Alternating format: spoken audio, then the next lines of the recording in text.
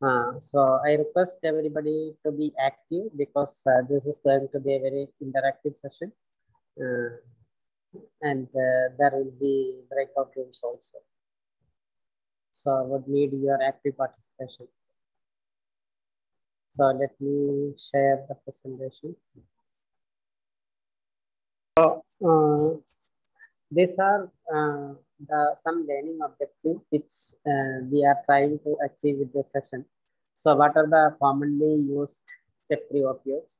What are the mechanism of action of opioids? And we will talk about some practical aspects about opioid use, side effect of opioids. So all of you know the WHO analgesic ladder. And from the second step onwards, we have opioids. In the second step, it is opioids for mild to moderate pain, which includes codeine, tramadol, tapentadol, and dextropropoxyphene.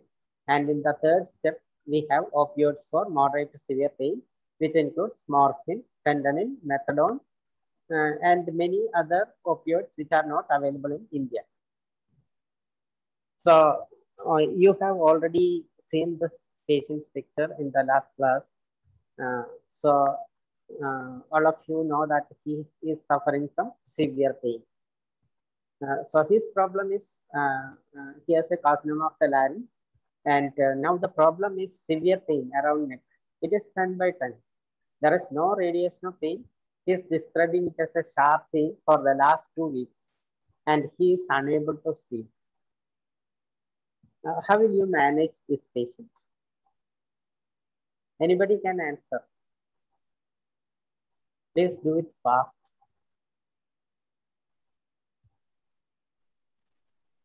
Anybody?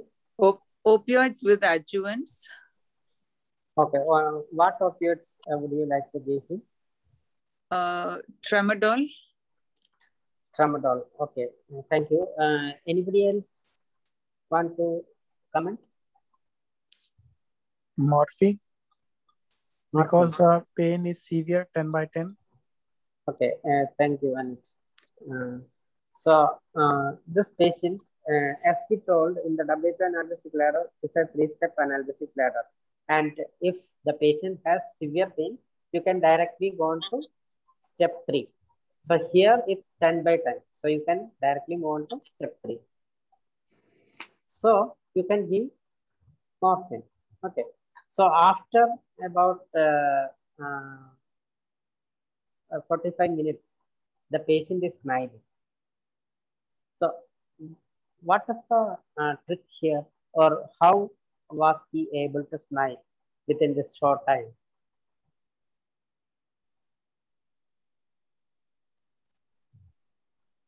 Anybody?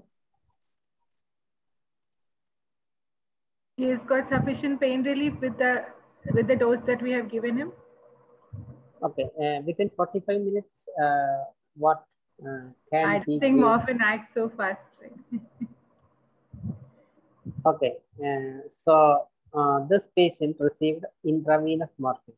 Okay, so we can give intravenous morphine titration for patients who has acute severe pain. So how do you do intravenous morphine titration? Intravenous morphine titration. Okay. The morphine ampule, which is available in Kerala, is 1 ml, which contains 15 milligram of morphine. So 1 ml, 15 milligram. So what we do is we dilute it with 9 ml of normal saline. So total it will come to 10 ml. So 10 ml of the 10 ml contains 15 milligram of morphine. Each 1 ml of that contains 1.5 milligram. So we will give injection morphine 1.5 milligram at 10 minutes interval. So you will give 1.5 milligram morphine and wait for another 10 minutes, and then you will give another 1.5.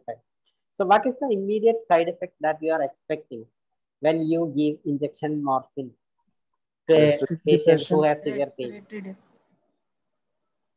Respiratory depression?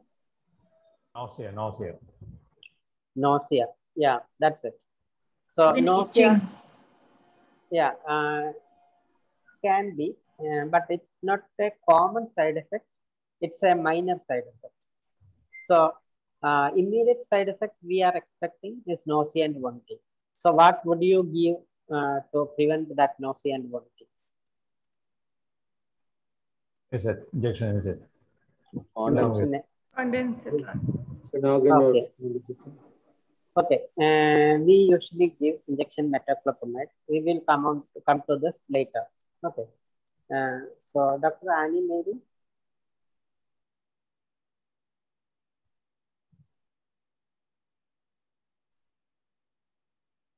Do you want to tell anything?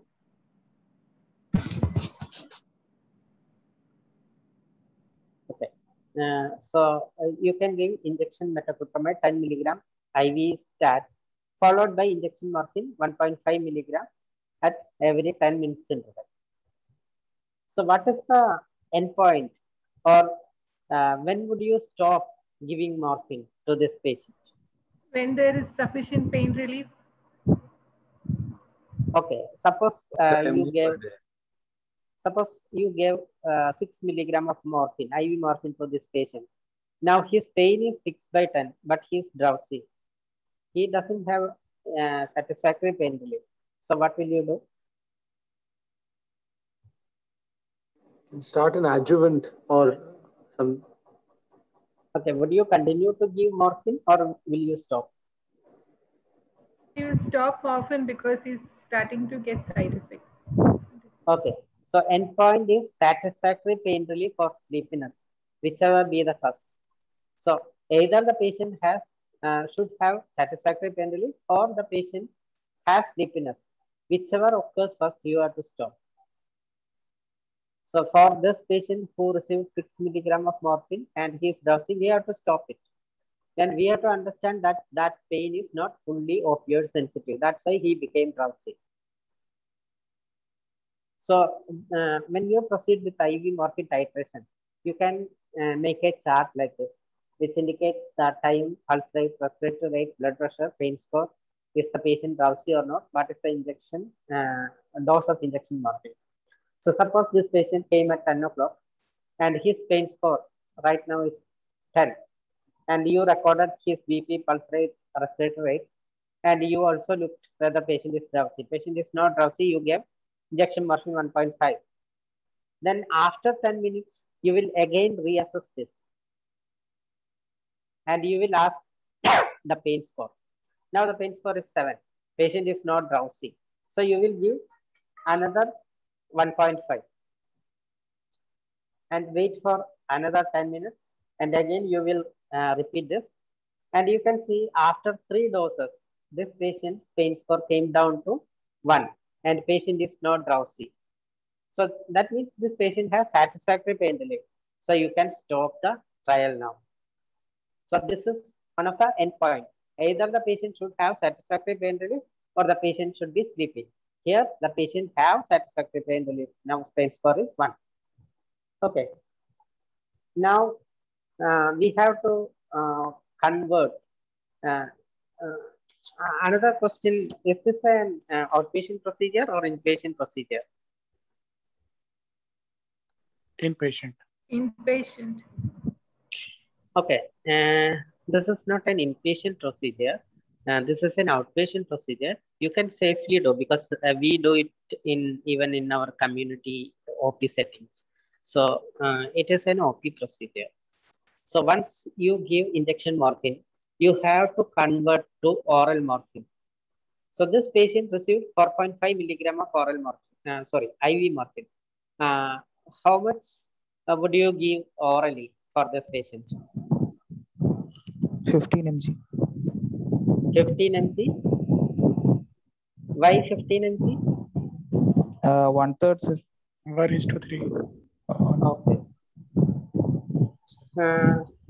So for a patient who is opioid naive, that means a patient who has not taken opioid previously and he is not on opioid as of now. So for such patients, you can directly convert the IV morphine to the oral morphine. So 4.5 milligram of IV morphine means 4.5 milligram of oral morphine. But Is that practical to give 4.5 milligram of oral morphine? What are the strength of tablets available?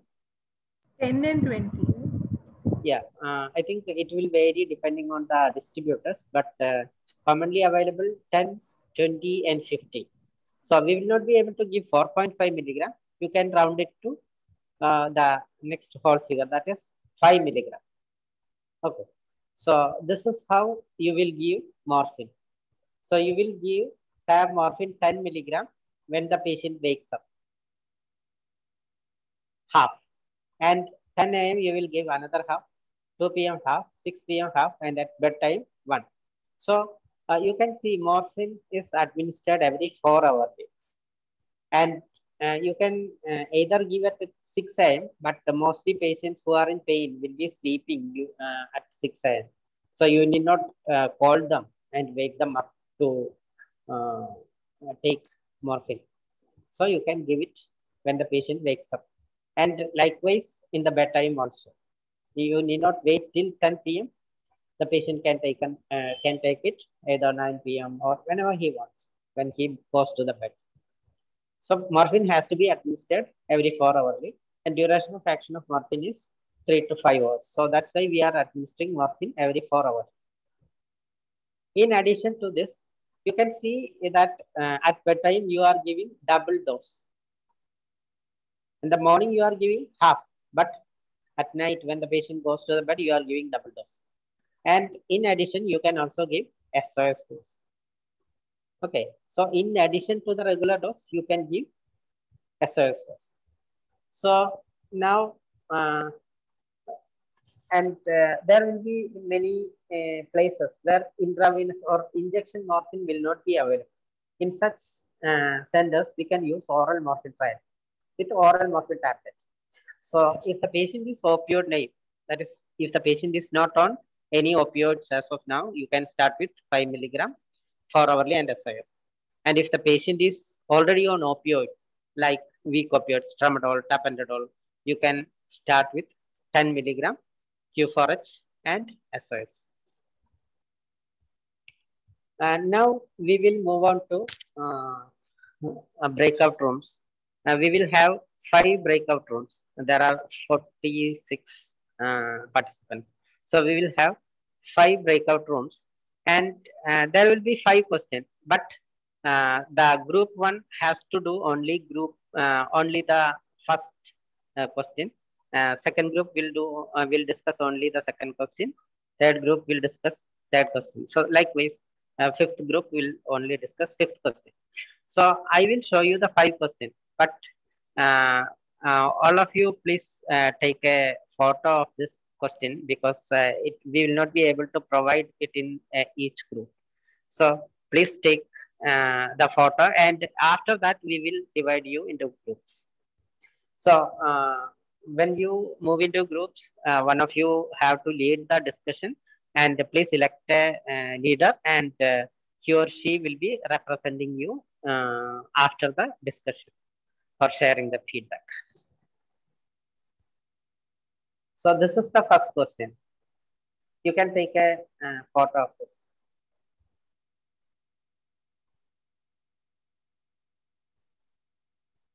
So actually this is the continuation of our patient whom we saw at first. He is Mr. X. Okay. So after the morphine trial, we started him on 5 milligram of morphine 4 hourly and SOS. He was relatively pain-free for 2 weeks, but then he needed 4 SOS dose of morphine per day for the last 4 days. Now, what shall we do now? That's the first question. And please take another photo. Mr. X pain was stabilized with 10 milligram morphine 4 hourly, but he finds it difficult to take it every 4 hourly. He says he is willing to take it if you give less frequently. What will you do? That's the second question. Third question. Mr. X was on 10 milligram morphine 4 hourly for the past 6 months. But after that, he was brought to you with excessive drowsiness. On examination, it was found that he has a serum creatinine of 5 milligrams per deciliter. Will you do anything with morphine dosage? And Question number 4.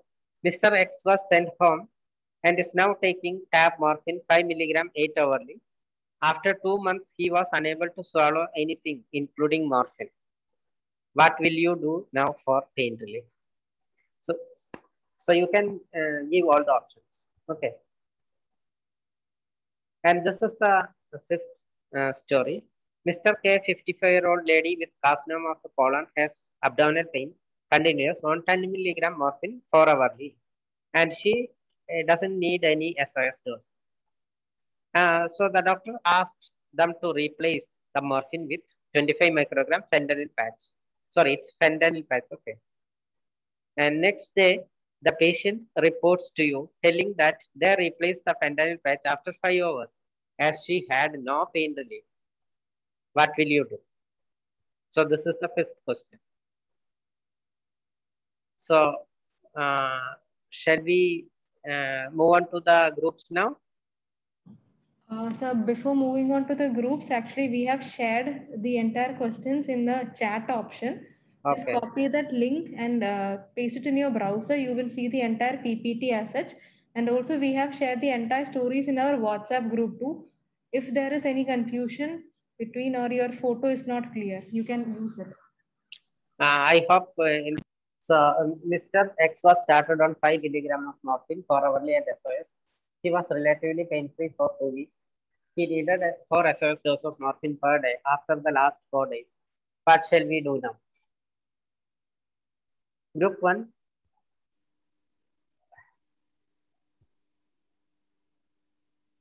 Please come fast.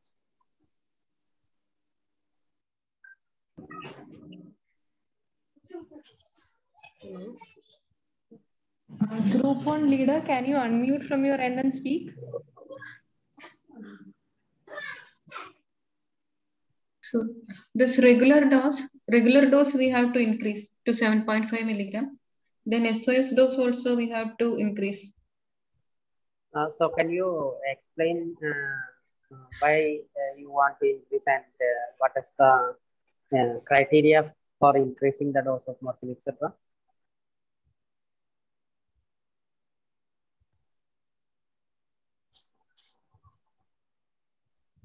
Okay, thank you. What you have told is right. We will. So because Yes, Dr. Chandru. This was not controlled with the 5 milligram, no. So that should be something like a breakthrough pain. So okay, yeah. This patient is taking 4 SOS dose in addition to regular dose. That means the regular dose which you are providing is not the right dose. okay. So you can increase the dose. So this is indication to increase the dose of morphine. If the patient is taking 2 or more than PRN or SOS dose, you can increase the dose of morphine by 30 to 50%. Okay. So here this patient is taking 5 milligram 4 times, and that is for SOS dose. Yes. So he is taking 4 SOS dose. So definitely you can increase the dose of morphine. And how much you can increase? It is 30 to 50%. So you can take 30% of 5 milligram. What is the 30% of 5 milligram? It is 1.5, isn't it? 1.5. But we cannot do it practically. So next possible increase would be 50% increase. So 50% of 5 milligram is 2.5. 2.5 milligram. So you can increase it to 7.5 milligram. But some patients may find it difficult to break the morphine tablet into 4 pieces. So in such cases, you can also increase to 10 milligram. But always it is better to start with a smaller dose and then go to higher dose. So that's the right answer. Okay. Thank you, group 1. How frequently would you give SOS dose of oral morphine? After 1 hour of the previous dose? Yeah. Okay. Why after 1 hour?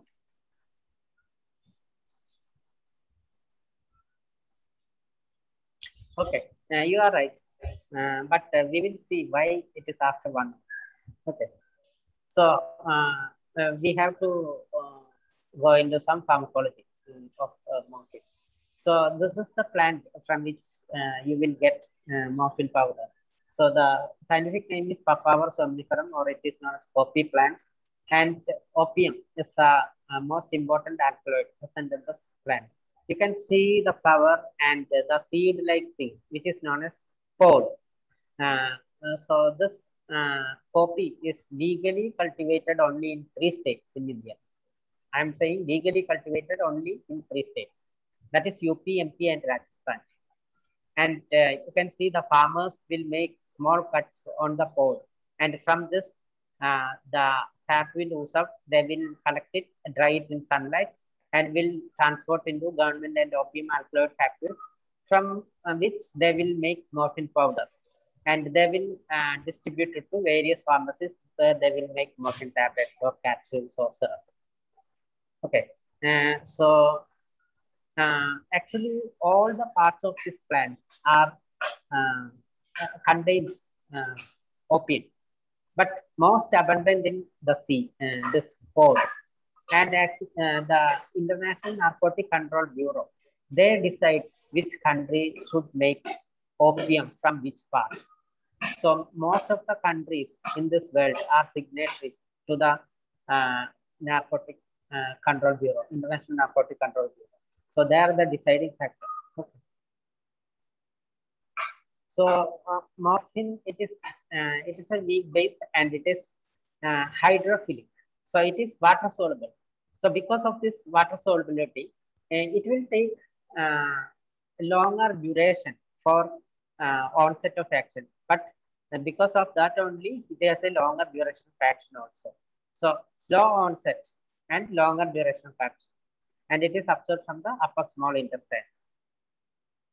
And sublingual absorption or buccal or gingival absorption is negligible. So if you administer morphine sublingually or buccally or gingivally, if the patient has relief after this route, that means the patient has swallowed. So otherwise, usually this route is not indicated for morphine administration. And when you powder the morphine and administer, it will have a bitter taste. So you have to sweeten it if you do it for some patients. And what happens after morphine tablet after the swallowing? It will go into the GI tract. It is absorbed into the blood vessel from the upper small intestine. And then in the blood vessels of upper small intestine goes to the portal vein, from where to liver, and in the liver metabolism takes place. So metabolism takes place in the liver. This is the main organ in which metabolism takes place. In kidney and intestine also minor metabolism takes place. And after metabolism, the metabolites are liberated in the systemic circulation. And then because of that metabolites, you will get pain relief. So as I told you, mainly takes place in liver, but minor part in GIT and kidney. And morphine is 100% absorbed, and 90% is converted into metabolites. So the main metabolites are morphine 3-glucuronide. In short form, it is M3G, and only a minor percentage is converted into morphine 6-glucuronide or M6G, which is the active component which will give you the pain relief. So M6G is the component which will give you the pain relief. So if you administer morphine orally, it has to go into the GIT, from where it is absorbed, goes to portal vein, and in the liver it is metabolized, and then the metabolites are liberated into systemic circulation. So this will take about, for the maximum effect, it will take about 1 hour. So that's why you can administer oral morphine after 1 hour, which will then in the peak. So maybe it will start giving pain relief by 30 minutes, but peak action is by 1 hour. So next group,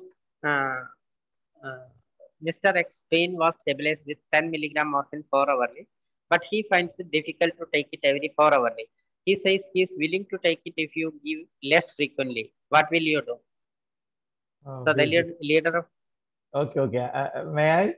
Yes, yes, sir. Okay. We discussed it. He is willing to take it orally. We don't have to think of some other option. Only thing is there should be extended release morphine tablets. We have to find out a suitable dose for him. And if he cannot take it, we have to think of a fentanyl dermal patch or something. Okay. Thank you, sir. So this patient, as sir told, we have some options like morphine extended release or controlled release tablet, and maybe fentanyl patch also. So immediate release or fast acting morphine tablets acts for 4 hours, but the controlled release tablet acts for 12 hours. So you need to administer only twice daily. So here the patient was taking 10 milligram 4 hourly. That means he is taking 60 milligram per day of morphine. So you can convert this into tab morphine sustained release 30 milligram BD. Okay. Fentanyl, I'm not talking about it now. And these are the preparations of morphine available. It is available as syrup, but only in certain places. It is available as tablets, both immediate release and controlled release. Injection is available, and some places capsule also available. That will vary depending on the state where you belong to. So next is story number 3. Mr. X was on 10 milligram morphine every 4 hourly for the past 6 months. He was brought to you with excessive drowsiness. On examination, it was found that he has a serum creatinine of 5 milligram per deciliter. Will you do anything with morphine dosage? Group 3, please. So this was discussed in our group, and definitely excessive drowsiness is the reason for us to reduce the dosage of morphine. And further than that, since the patient has been brought with excessive drowsiness with an increased serum creatinine, so I think it is a cumulative effect of morphine, some sort of rhabdomyolysis or something which is, damaging the kidney. So we would actually probably think of giving IV fluids. Some element of dehydration must be there. So we will hydrate the patient. And how to reduce the dose, we are not very sure because none of us are using morphine in our group. But we will definitely reduce the dosage and correct the dehydration and monitor the patient. And in the meanwhile, probably put him on a fentanyl patch to tide over the pain. But we cannot withdraw morphine suddenly. We will have to reduce the dosage. Okay. Thank you, madam. What we have to understand is morphine is excreted from the body through renal route, through kidney. So whenever there is renal failure or chronic kidney disease, the metabolites accumulates, and that will cause neurotoxicities like excessive drowsiness, delirium, and myoclonus. So from this patient appears to have neurotoxicities because of the chronic kidney disease, because morphine and its metabolites are not eliminated from our body. So that means you have to reduce the dosage.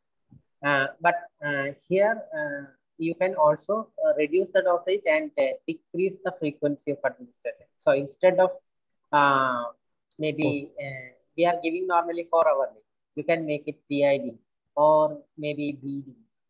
So what you do is you can stop morphine till the patient becomes alert. And once the patient is alert, you reduce the dose by 30 to 50% and give that dose and wait how long he is getting pain relief, and then administer the next dose accordingly. So maybe TID or BD might be enough. Or you can also administer renally safe opioids. As you told, fentanyl or some other opioids are renally safe opioids that can be administered. Okay. So story number 4, Mr. X was sent home and is now taking tab morphine 5 milligram 8 hourly. So because of renal failure, we have reduced the dose to 5 milligram 8 hourly. After 2 months, he was unable to swallow anything, including morphine. What will you do now for pain relief? Group 4. Sir. Yes. Sir, Sir, according to our discussion in our group, since it is not possible for the person, oral route is not possible, we can go for IV, morphine, or patches, fentanyl patches, or even we can go for suppositors, rectal suppositors. Or actually, we had this in the discussion, we had also included about the sublingual route. But when you discuss, you were like the slow onset of action for the sublingual route. So, so better we will go for the other three according to our discussion. Okay, thank you, Harsha. Here the patient is at home. So all the routes, what you have told is right, but the patient is at home. So IV administration might be difficult because they have to find a nurse at least. What else we can do? We can actually administer morphine per rectal. So I told you morphine is hydrophilic.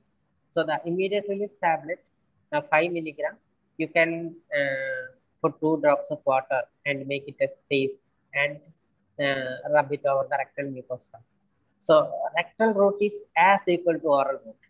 So whatever you are giving orally, you can give it rectally in place of morphine. So like suppositories itself. Suppositories are not available in India. Okay. We have to use the morphine tablet which we are commonly using for oral administration. Okay. How will be done, sir? How you just have to powder that? Yeah, you can actually add 2 drops of water and make it a paste, so that it will be easy to put it into the rectum. Or you can actually cut the needle with hub of the scalp vein and put the other end into the rectum, and then maybe 1 ml or 2 ml of this can be administered rectally. That's also possible. If the patient is finding it difficult to administer every 4 hours, this will be an easier solution.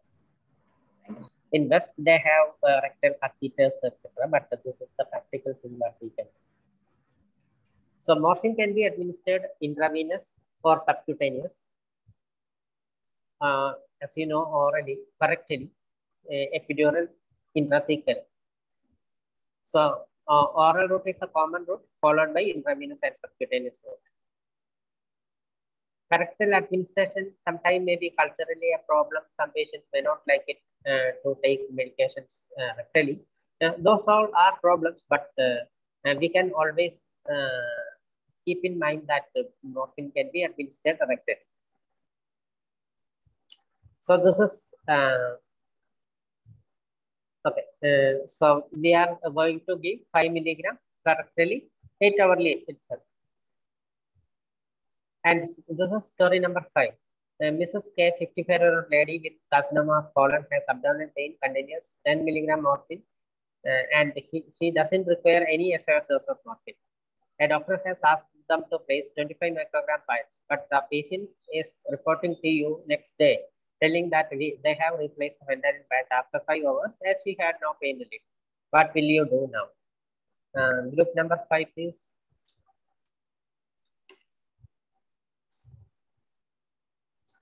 Fifth group.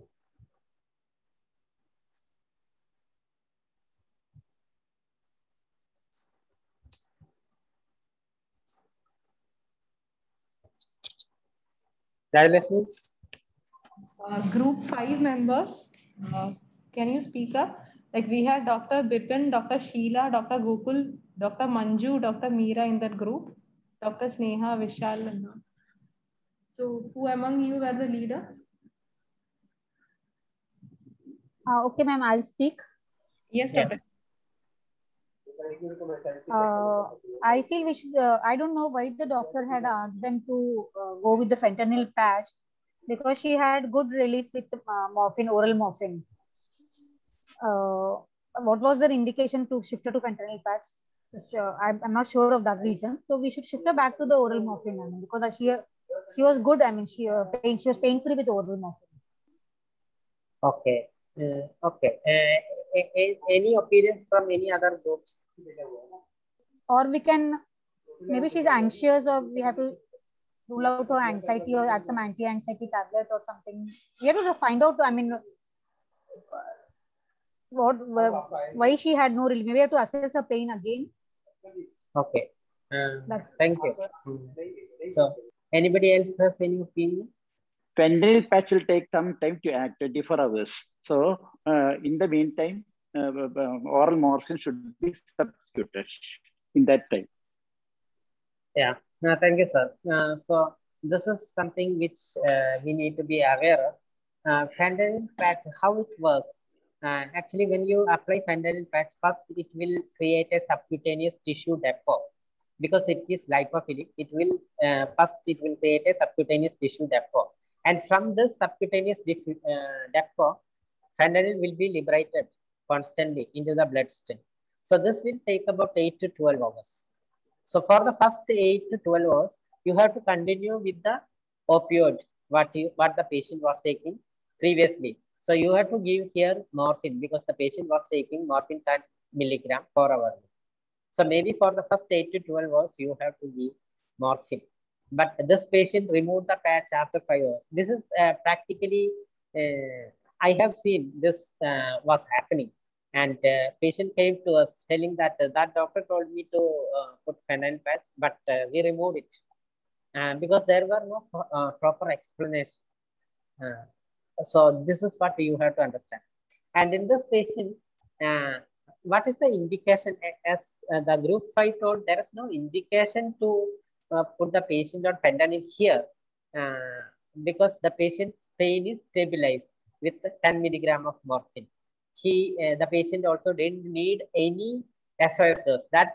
So if the patient doesn't need any SOS dose, that means patient pain is stabilized. But if the patient pain is increasing recurrently, that means patient pain is not stabilized on morphine. So first indication is of fentanyl is only in stabilized pain you use fentanyl patch. Fentanyl patch is not a first option for pain treatment. But now there is a tendency to use fentanyl patch for pain whenever the patient presents with pain. So fentanyl patch should not be the first option for treating a pain. You have to stabilize the pain with morphine or short-acting opioids. And when you find a stabilized dose, then convert it into fentanyl if needed, because fentanyl is costly. They could have continued with oral morphine, right? Yes, yes. Okay. Okay. So how do you decide the dosage of fentanyl patch depending on the oral intake? Okay. 60 milligram of oral morphine is equivalent to 25 microgram patch. So if the patient is taking 60 milligram oral morphine per day, you can apply 25 microgram patch. So 30 milligram is 12.5. Likewise, you can calculate. Actually, fentanyl is 100 to 150 times more potent than morphine. So these are the preparations available: injections, transdermal fentanyl patch, oral transmucosal fentanyl citrate. And compared to morphine, this is lipophilic, whereas morphine is hydrophilic. The duration of action of fentanyl patch is for 72 hours. That is 3 days. And when you apply the fentanyl patch, you should not shave the area because that will increase the absorption. And temperature also influences the absorption. So if the patient has fever, it is going to increase the absorption of fentanyl. So I told you it is not suitable for patients with unstable pain. So we will move on to another patient, Mr. H, a 70-year-old man with a carcinoma of the lung, has neuropathic pain of right upper limb due to nerve infiltration. He is on morphine 10 milligram Q4H, amitriptyline 75 milligram, and pregabalin 50 milligram BD, 150 milligram BD. He attends to your clinic with the delirium and myoclonus and doesn't have satisfactory pain relief. How will you manage this patient? Anybody can give your opinion. Maladone, sir, for this patient. Sorry? Sir, we can use Maladone for this patient. Alternative to morphine. Which one? Sir, Maldon, sir. Maladone. Malidol. Sorry. What is that? What is the generic name of Malidol? Sir, methadone, sir. Methadone. Okay, methadone. Okay. Anybody else want to opine? We can give steroids as an adjuvant also in this case. Okay. Because this is inflammation will produce pain, so that it will reduce inflammation. Nerve any compressive factors will also be removed. Can add sodium delirium valproate. and delirium and myoclonus means he is going in for CNS toxicity of morphine. So the morphine dose has to be reduced. Okay, so here there are many problems. This patient has nerve infiltration actually, not nerve compression. So here steroids can be tried, but probably not going to help. Even there might be some inflammation, I agree, but I think if there is nerve infiltration, we have to try with the adjuvants like amitriptyline and pregabalin, and probably he's on optimal dose of both adjuvants, amitriptyline and pregabalin, and patient is having delirium and myoclonus. That means you will not be able to increase the dose of morphine, and probably you have to decrease the dose. So an option, as Dr. Anisha told, steroids, but what else would be the better choice? As Dr. Rasa told, it would be methadone here. Methadone would be a good option here. So patients with opioid toxicities and neuropathic pain. So this is a good choice, good patient for methadone. So methadone is a different opioid from other opioids because it has many mechanisms of action. You can see it. It is an isomer of S-methadone and R-methadone, and it acts on all the opioid receptors, namely mu, kappa, and delta. And it also acts like an NMDA antagonist. So NMDA antagonist, all the anesthetists know that ketamine is another NMDA antagonist. So it has NMDA antagonistic action, and it has also tricyclic antidepressant-like action. It inhibits the reuptake of noradrenaline and serotonin. So these are the three actions makes it better for treating neuropathic pain. Okay. But there is also a problem. It acts on the human either agogo related gene, or in short form HERG, and it causes prolonged QT interval, and this can lead on to torsade points and sudden death. So that is one of the side effect or side effect that can occur with high doses of methadone. Okay. So I'm not going to describe in detail the methadone, but some important points. The morphine can be increased. The dose of morphine can be increased every 24 to 36 hours. But in case of methadone, what happens is the administered dose, it goes to the tissue binding sites. And once these tissue binding sites are filled up, then only methadone will be released into the systemic circulation.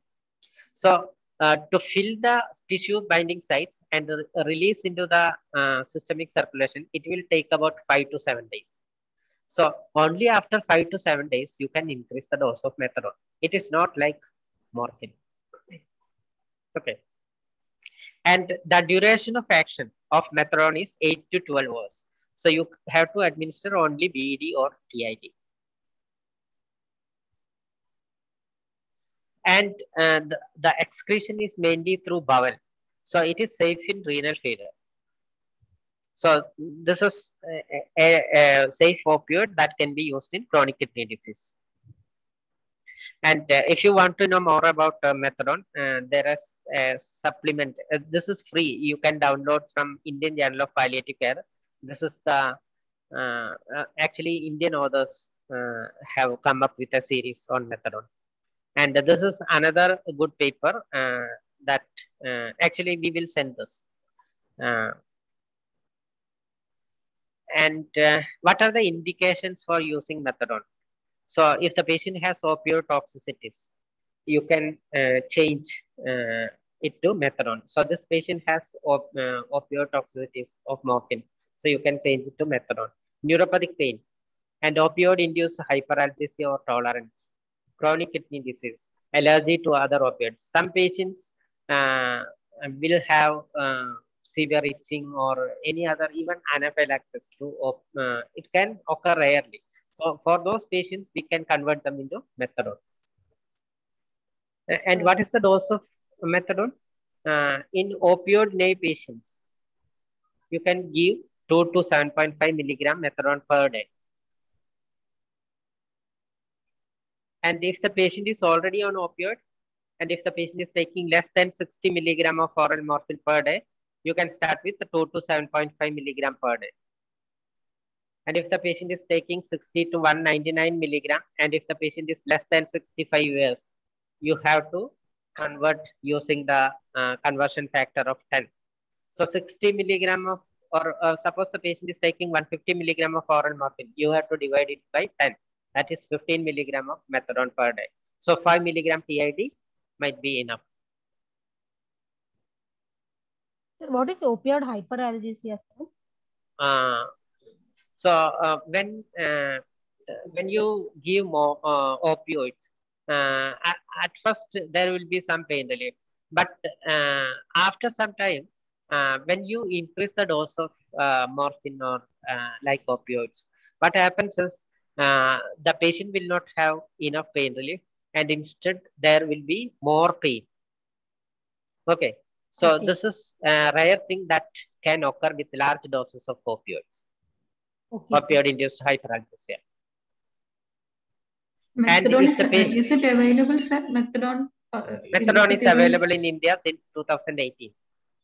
But only a few centers in India is using methadone. I think only 4 or 5 centers are using methadone. And how is it available, sir? Preparations? It is. I am coming to that. Okay. So if the patient is taking more than 200 milligram of morphine, or if the patient is more than 65 years, the conversion rate is 20. Okay, you will be getting these slides. So, but there are some things which you need to know about methadone. Methadone has many drug interactions. The common drugs which we use in palliative care, like fluconazole, haloperidol, lorazepam, antibiotics like macrolides. So there are many drug interactions which can either increase the dose of, increase the concentration of methadone or decrease the concentration of methadone, and can increase the QT interval. So you have to be very careful while prescribing methadone. Only if you are well versed with other opioids, then only you start giving methadone. And another important thing, you have to start slow and go slow. Start slow, go slow. Okay. So this is how methadone is available, both a tablet as well as syrup. A tablet is 5 milligram and syrup 1 ml contains 5 milligram.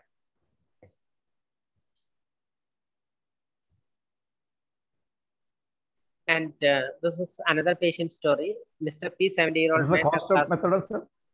Sorry? The cost? I will show you a comparative cost at the end of this session. And is it used for children also, sir? Like it is also can be administered in children also. So Mr. P, 70-year-old man, has carcinoma of the lung and is complaining of throbbing pain on right front of chest, continuous 5/10. He is a non-epileptic and is on phenytoin 100 milligram daily. How will you manage his pain? This patient has pain score of 5/10. That means patient has moderate pain. Which step will you use? Second, no, sir. Mild to moderate. So what medication will you use? Morphine, sir. Second step? Tramadol. Tramadol. Okay, so what you have to understand is this patient is epileptic, having epilepsy. Tramadol has a side effect. It reduces the seizure threshold. So it reduces the seizure threshold. So you can give, but you have to understand that it can reduce the seizure threshold and it can precipitate seizure. So maybe even you can use low dose opioid, low dose morphine here or tapentadol. Okay. There is another patient on tab morphine 50 milligram Q4H. She attends your clinic with severe pain. You have injection pentazocine and oral morphine tablet.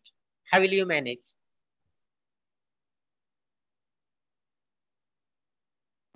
I will give pentazocine injection, sir. So pentazocine, sir, because she's already on 50 mg. Okay. Increase the dose of morphine. No, she's already on. With severe pain, once we have to relieve her pain, no, so for once, at least at that time. So you want to give injection, isn't it? To give a faster pain relief. Yes. And then add and something then increase else. the dose. Then add something else with morphine because already she is taking 50 mg Fotali. So we can add something else along with morphine. Pentazocine goes antagonist action. So it. Okay, let's see. I'm not going to define opioids. These are the receptors of opioid, mu, kappa, and delta. Okay. And opioids, depending on the interaction with the receptor, you can divide into 3: agonist, antagonist, and agonist. So most of the opioids which we have already told is coming under agonist: tramadol, morphine, phenylyl, methadone, etc., etc. Antagonist, naloxone and naltrexone. And agonist example are buprenorphine and pentazocine. Okay.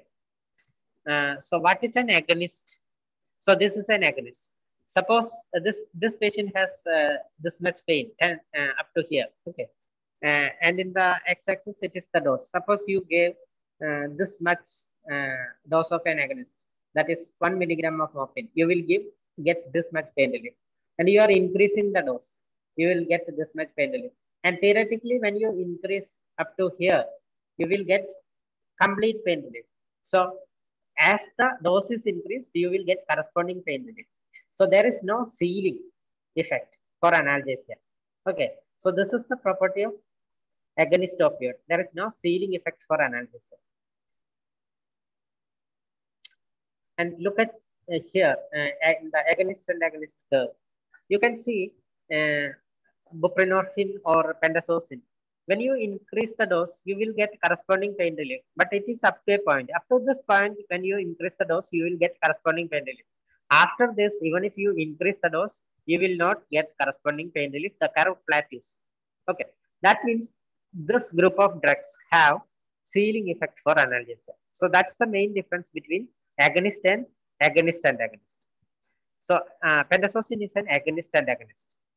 That means pentazocine acts as antagonist on some receptor, whereas agonist on another receptor. And you have to understand that morphine is a pure mu agonist, whereas pentazocine acts as weak antagonist at mu. Okay, and it acts as an agonist at kappa receptor. And those opioids which are acting on the mu are the potent analgesics. Here, when you administer injection pentazocine to the patient who is taking 50 milligram of morphine, what happens? It will displace the morphine from the mu receptor. And now the pain relief would be only due to kappa receptor action. So actually the patient's pain is going to increase rather than giving pain relief. So you should not give pentazocine for a patient who is on large dose of agonist. So you can actually administer the same dose of morphine, SOS dose. Okay. So we will move on to the adverse effects of opioid. There are two types of adverse effect. One is side effect and the other one is toxic effects. So what is side effect? This is the adverse effect with the therapeutic doses. And the side effects are constipation, nausea, vomiting, sleepiness and tiredness, itching, dry mouth, and urinary hesitancy. The constipation, it occurs in almost every patient. About 95% of patients will have constipation. So you have to administer a stimulant laxative. Example is bisacodyl, senna, sodium pycosulfate. So the other laxatives like methyl cellulose, the powder, it is actually contraindicated in opioid-induced constipation. And you have to continue with this stimulant laxative as long as the patient is on opioid.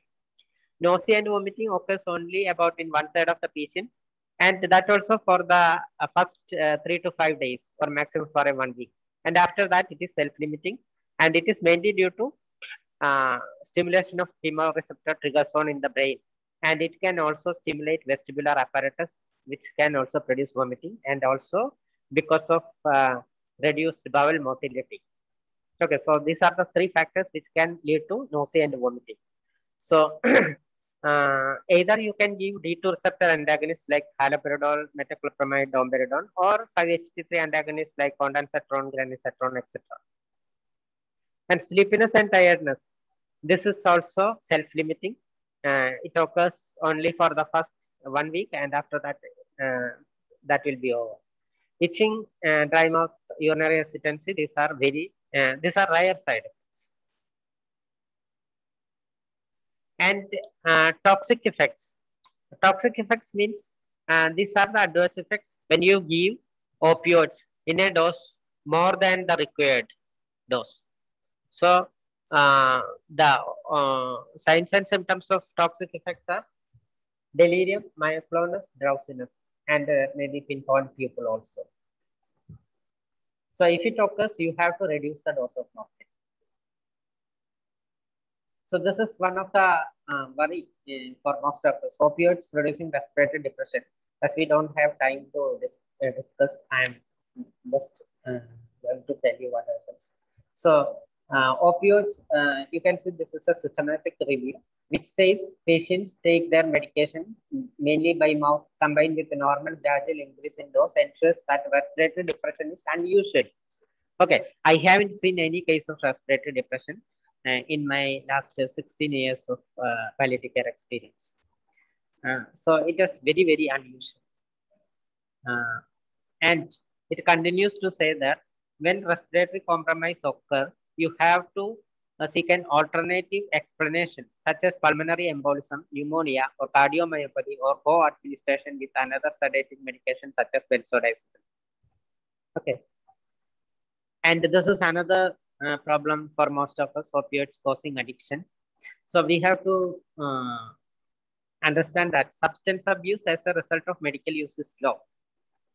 Okay, but it can occur, and some have confusion between physical dependence and psychological dependence. Actually, psychological dependence is known as addiction or substance use disorder. So this is the definition of addiction. Addiction is a primary chronic neurobiologic disease with genetic, psychosocial, and environmental factors influencing its development and manifestation. So addiction is a disease which occurs in genetically predisposed individuals. So it is we have to see addiction as a disease.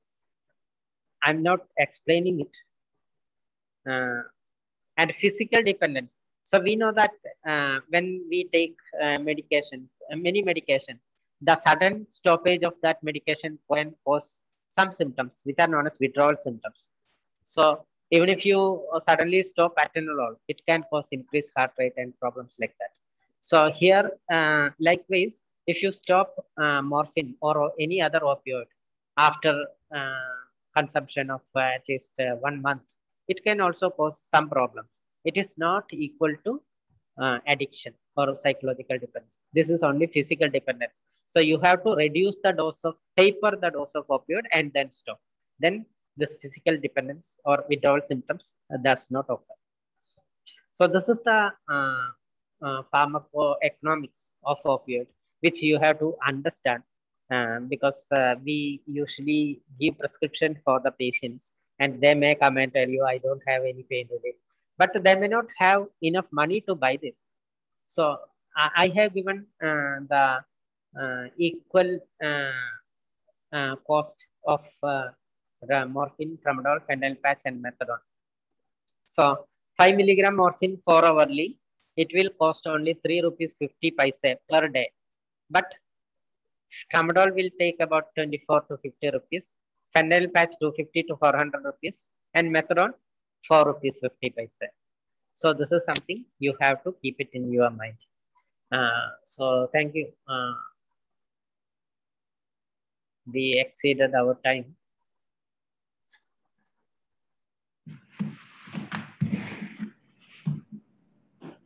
Shall we move on to patient story directly, and then if we have time, we will discuss any doubts regarding this session, or you can post your doubts in the WhatsApp group. Rajlakshmi? Excuse me, what's the maximum dose of morphine?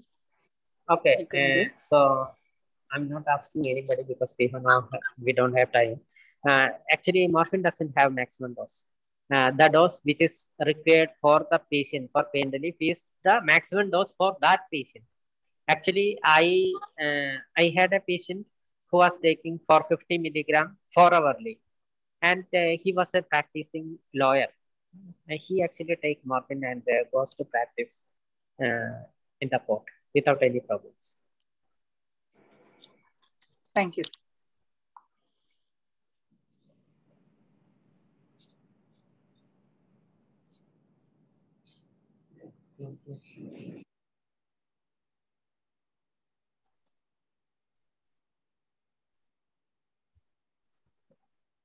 So Dr. Sheila Rathod will be presenting today's patient story. Dr. Sheila?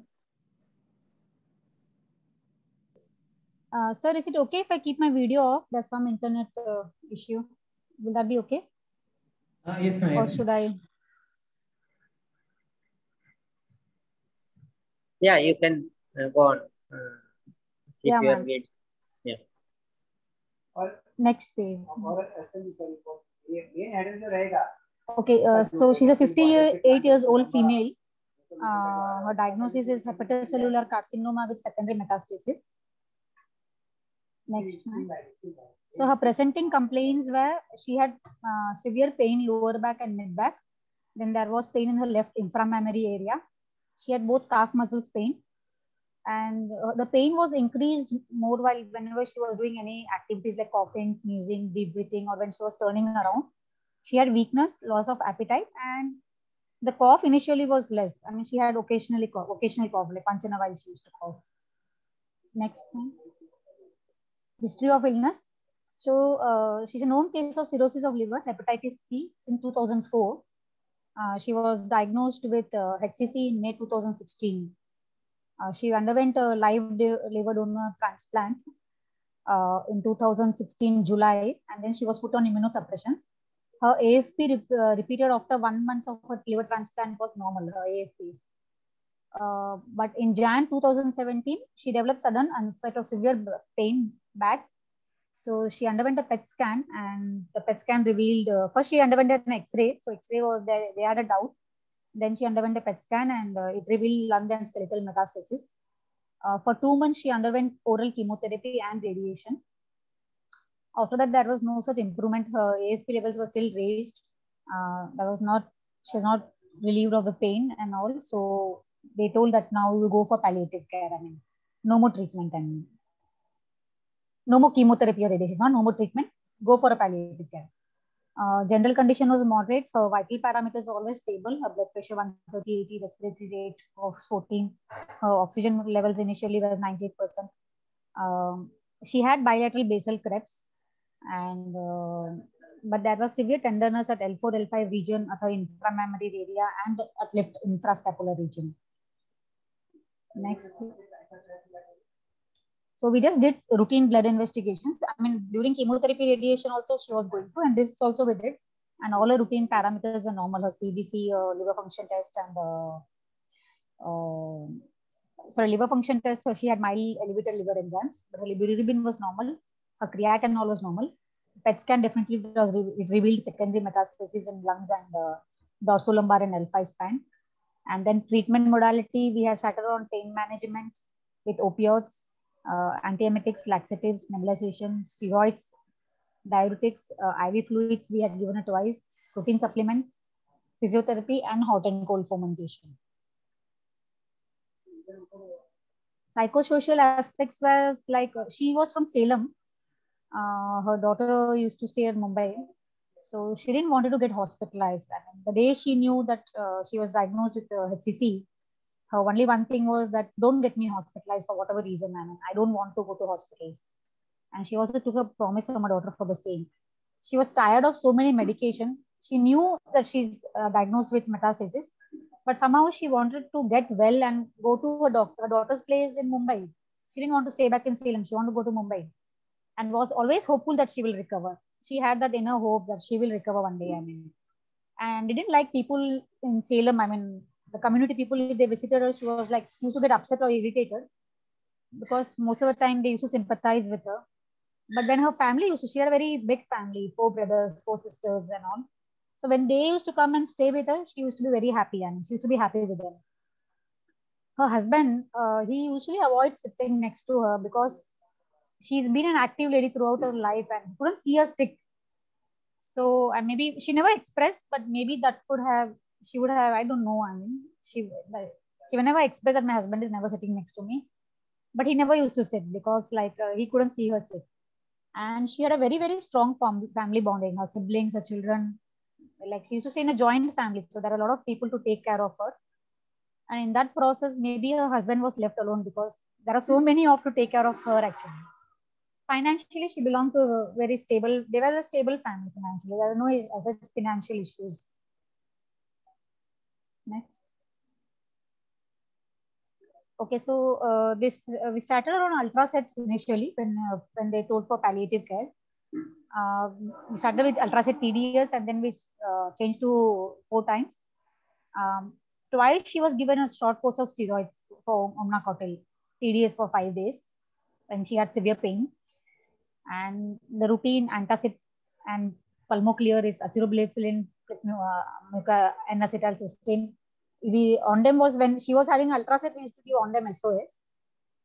And Ditor also we had given once in a while, diuretic when there was too much of coughing or breathless, when the breathlessness set in. And she was on laxative Dufalac. Nebulization she was on for 3 times with nebulization. IV fluid we had given her at home itself for extreme weakness. In 2 minutes period, twice we had given her IV fluids.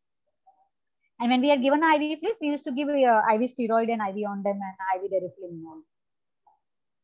She felt better with Ultraset for a week, but constipated and drowsy. And then pain started recurring again. So she was switched to morphine. I think the dose was not 4, it was 5, probably. It's a long time, I don't remember. It started with TDS. I don't remember TDS or QID, but I think mostly it was TDS, Valithiazidine. But she developed severe vomiting with the first dose and nausea. And the whole day she was sleeping, the entire day she was sleeping. I mean, she was hardly eating and she was very drowsy. And we had given her Ondem also, but somehow her vomiting and nausea couldn't stop. So finally, the doctor who was taking care of her, he suggested that why don't you shift her to a fentanyl patch? And then we put her on a fentanyl patch, and that patch we used to change every 72 hours. And then she was pain-free, and of course she was comfortable also. Next. Her main concern was like, since her liver transplant, her daughter-in-law, she had never visited her mom's place. So she always used to say that her daughter-in-law, that you go to your mom's place. I don't know when I will recover. So, but her daughter-in-law didn't want to leave her. So that was her main concern. And second concern was she didn't want to be at Salem. She wanted to come to Mumbai and spend time with her daughter and go to her daughter's home. Though her daughter was with her at Salem, but she still wanted to come to Mumbai. So summary is 50-year-old female, history of cirrhosis of liver, diagnosed with HCC, underwent liver transplant, asymptomatic for 6 months, developed lung and skeletal metastasis, underwent chemotherapy and radiation for 2 months, then palliative care for 2 months, finally passed away at home among her family members. discussion points for this group would be, somehow I feel the pain management could have been done in a better way. Of course, after listening to palliative care, I think it could have been done in a more better way. Maybe morphine should have been continued. Patient was not completely aware about the nature of illness because her son didn't want her to know. I mean, so if she was completely aware, would that have been made a difference in her end of life care? That's it. Thank you.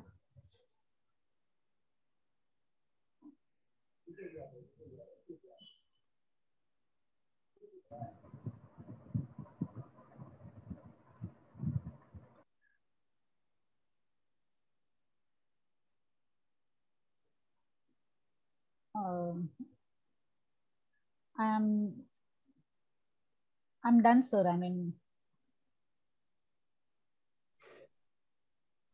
Okay, thank you for that good patient story. So here we have a 58-year-old woman with hepatocellular carcinoma with lung and spine metastasis. And she was living with her husband, even though she wanted to go to her daughter who's at Mumbai. But she had pain and was started on Ultracet, but it made her drowsy, and started on morphine, but that caused more vomiting. So stopped it and then changed over to fentanyl. So anybody want to comment on these questions? Whether pain management could have been done in a better way?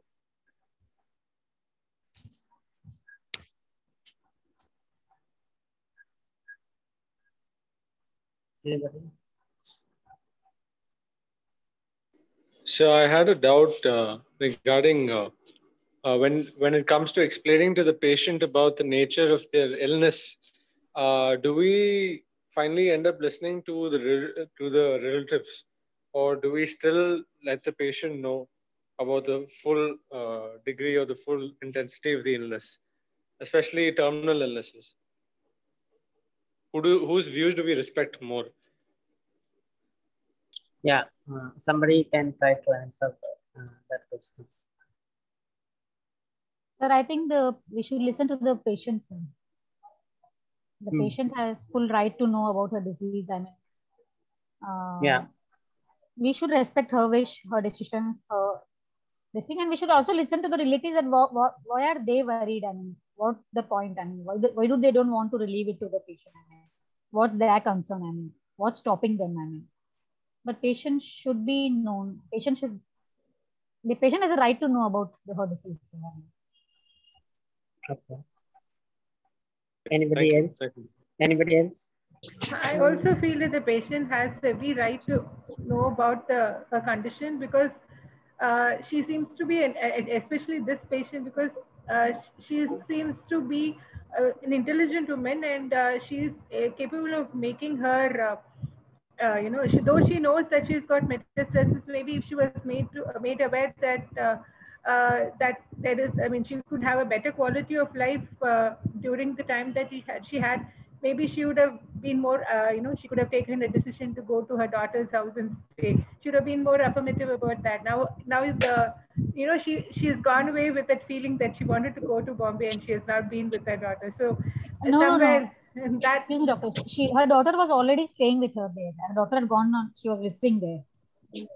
No, but daughter she wanted was to. There. No, but she wanted to go there. She wanted to run away. It was. Yeah. So it was more of she wanted to run away from that place actually. Yes. So no, maybe if she had some idea of that, she would have had taken more decisions for herself about what she wanted to do, the quality of life that she wanted to have. Instead of having false hopes, like you said, no, she was feeling. She thought that she will be better. I mean, she will recover. Yeah, she will recover. So that sort of changed the choices that she made. I think Dr. Anisha wants to speak. Yeah, but I think in certain cases, I have some patients like 85-year-old lady and all, they are taking palliative chemo. They are actually going on well because they are on the belief that they will be cured and they are getting symptomatically better. So they are going on, we know that the disease status and all. the bystander also know. But as if in some patients, I think it's I don't know, it is subjective, but certain cases, I think if we tell the patient the reality, they will not have that that spirit to fight on. They will go in for depression and all, especially in certain cases like old women, old females and all. In that cases, I usually don't reveal to the patients. But in certain patients who tell me the reality, I want to know. In that case, I usually tell. Most probably, I like to clarify the disease status, but certain situations I usually don't do. I think in certain situations, revealing the truth will hurt them more, and it will create some difficulty in treatment also.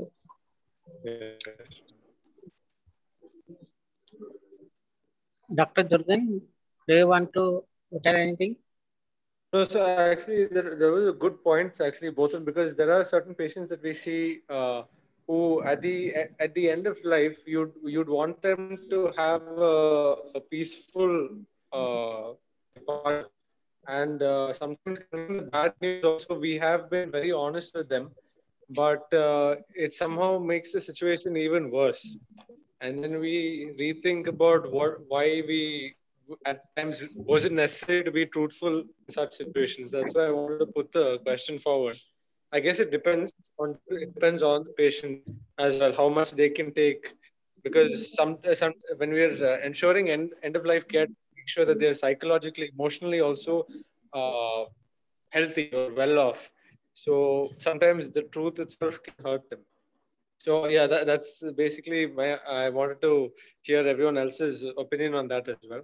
So I guess it depends on the patient how much they can take. We'll have to assess and talk to the relatives also about that. What about pain management? What about pain management? Do you all feel it could have been done in a better way? I mean, okay, Dr. Sheila, I think we will talk about that, but let us conclude the point which we were talking. So actually,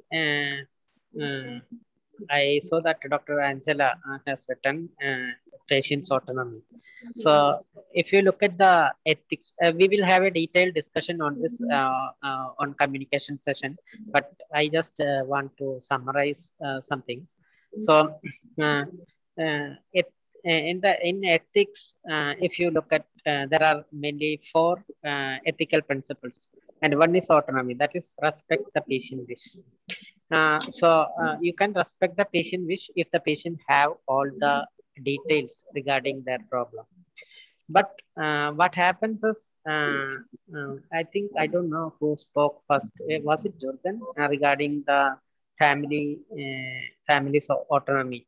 Because the ethical principles actually, those are written, or literature is mainly from West. Like UK and USA, where the autonomy is in the extreme end. Only you can speak to the patient, and if you speak to the family member, you will be sued. You can't speak to family members without the patient's consent. But if you look at Indian culture, what happens? The patient is brought to the doctor or to the family or to the hospital by the family members, and this family members will be with the patient during the diagnosis, throughout the treatment, until death. So here there is some autonomy that we have to respect for the family members also. So here the autonomy of the patient need to be respected, no doubt. But the autonomy of the family member also come into play in our situation, in our culture. So we have to respect patient's autonomy. But for respecting the patient's autonomy, we have to respect the family member's wish. So what we will do is, we will work with family and make them understand that it is important for the patient to know about the diagnosis or prognosis.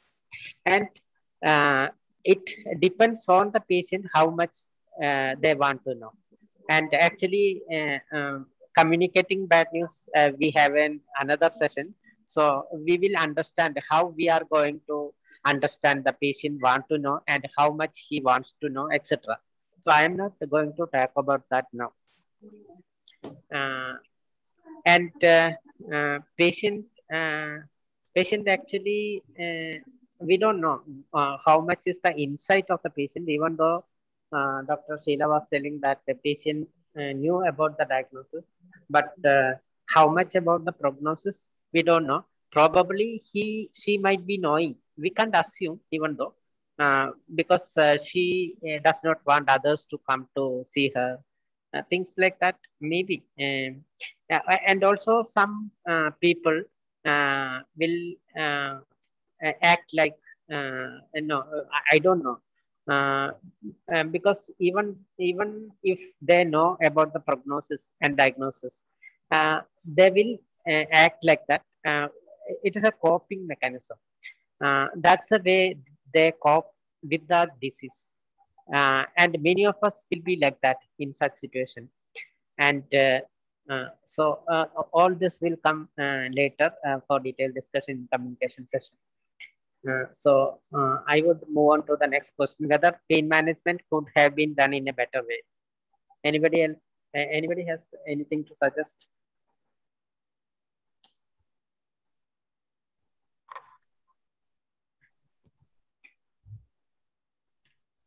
I think last week we spoke about biphosphonates for metastatic pain in bones. Could we add some of that here? Yeah, I forgot to mention she had received biphosphonates. I forgot to mention that. We had given a zoledronic acid, IV zoledronic, as an infusion.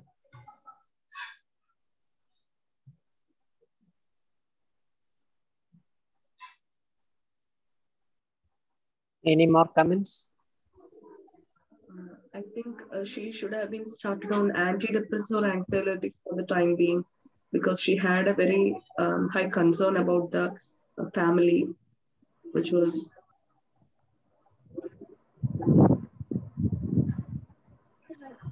I think she had sufficient pain relief with the patch. That's what she said, no? Like. Yeah, she was pain-free with the patch. I think pain management is not a question here. Right? I think she has been adequately managed with, because you said she passed away peacefully at home. So that means the pain management. I know this is my idea. I mean, my opinion. So I think maybe the end of life is what is needed to be addressed here. Like Sir said, maybe it's in another class.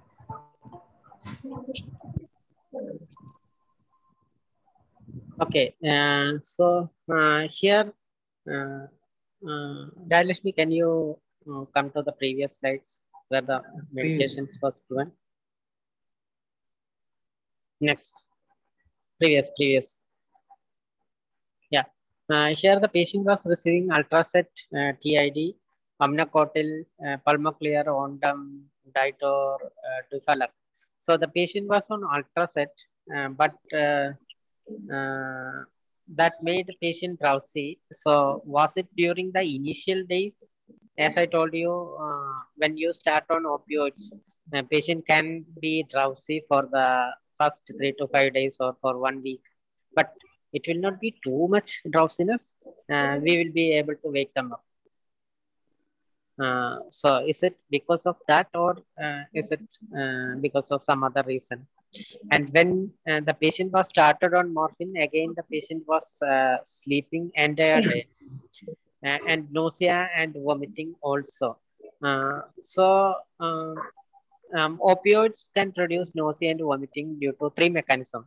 One is because it acts on chemoreceptor trigger zone to produce nausea and vomiting, and it also can stimulate the vestibular apparatus to produce vomiting, and it also slows the bowel movement, which can also produce nausea and vomiting.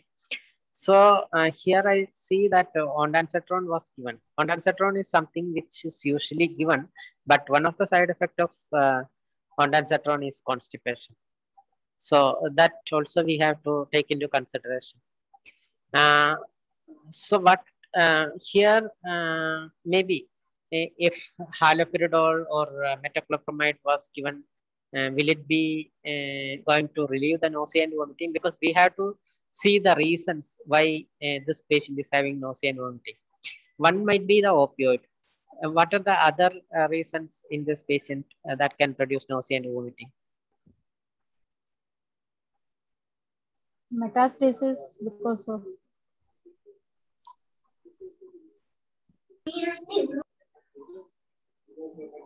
liver dysfunction. Liver dysfunction. Yeah. What else?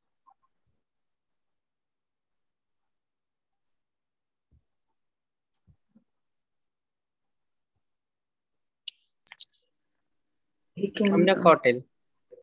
Omnicotil, isn't it? It can produce gastritis. And the syrup Difalac. Some patients doesn't like the taste of Difalac.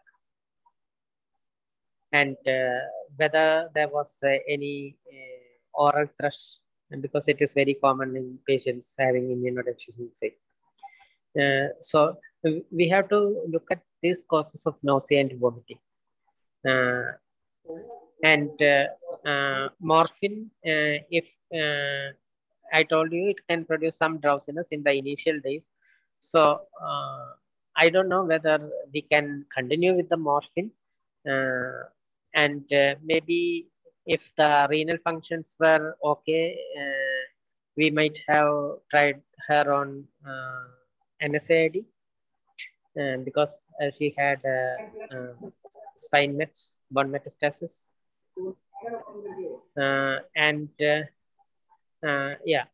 But she could get good control over fentanyl patch. That can occur because, as I told you earlier, morphine is metabolized into morphine 6-glucuronide and morphine 3-glucuronide. And morphine 6-glucuronide is the component which will give you the pain relief. So some patients may produce more of morphine 3-glucuronide, which doesn't have any activity in our body. So the component which will give you pain relief will be produced in less quantity. Even if a normal metabolism, it is produced in less quantity.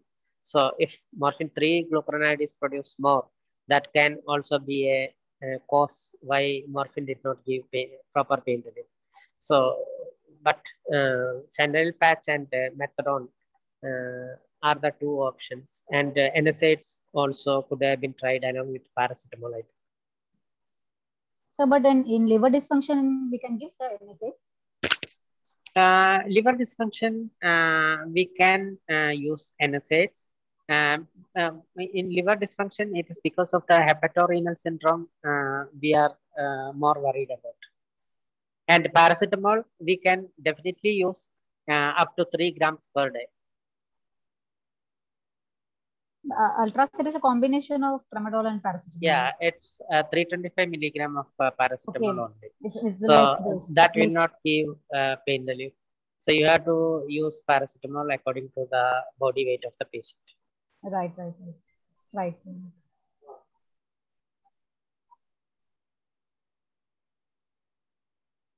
Okay, anybody else want to comment?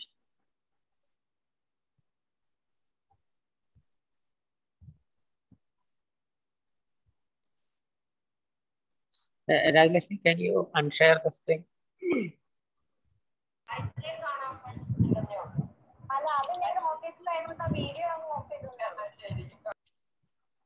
Okay. Any more comments or any doubts?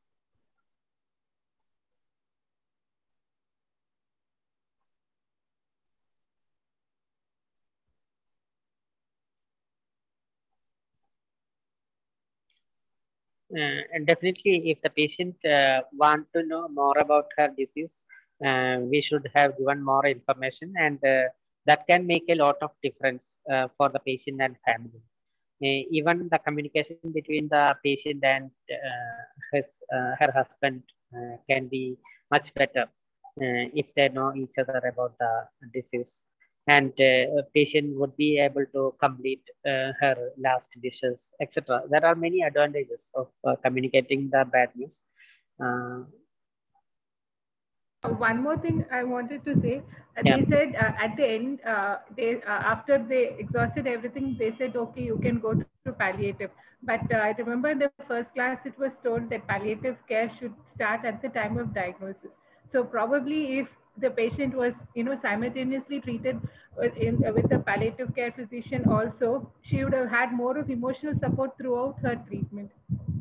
Yeah, thank you. She had, when she was diagnosed with metastasis, she had gone to the Lakshmi Palliative Care Center in Chennai. They had done counseling with her before, once initially, as soon as she was diagnosed. I mean, there's some palliative foundation, Lakshmi, I don't remember the name exactly, at Chennai. There she had gone for the counseling when she was undergoing chemotherapy and radiation at Apollo. So she had gone for the sessions at the Lakshmi Care Foundation.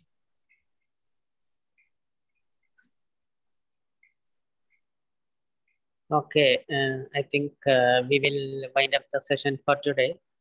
Thank you all for your active participation, and thank you, Dr. Sheila, for a wonderful patient story. And we will talk more about end-of-life care and end-of-life care communication in the coming sessions. So thank you. Sir. It's over to Rajalakshmi.